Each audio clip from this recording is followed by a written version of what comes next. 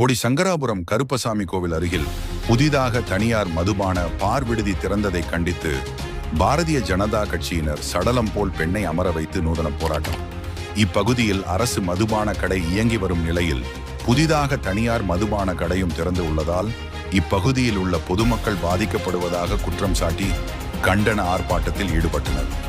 சின்னமனூர் மேற்கு மண்டல தலைவர் மகேந்திரன் தலைமையில் நடைபெற்ற இந்த கண்டன ஆர்ப்பாட்டத்தில் தேனி மாவட்ட பாரதிய ஜனதா கட்சி தலைவர் ராஜபாண்டி மற்றும் மாவட்ட துணைத் தலைவர் மோகன்தாஸ் கண்டன ஆர்ப்பாட்டத்தில் பங்கேற்றனர்.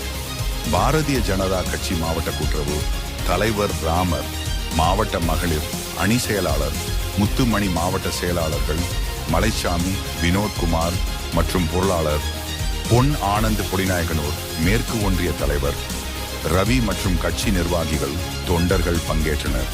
ஏராளமான போலீசார் பாதுகாப்பு பணியில் ஈடுபட்டனர்.